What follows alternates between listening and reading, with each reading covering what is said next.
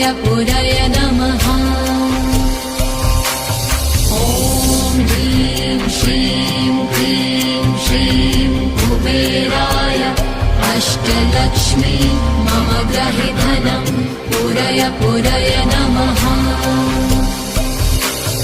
ॐ ह्रीं श्रीं क्लीं श्रीं कुबेराय अष्टलक्ष्मी मम गृहे धनं पुरय नमः। ॐ ह्रीं श्रीं क्लीं श्रीं कुबेराय अष्टलक्ष्मी मम गृहे धनं पुरय नमः।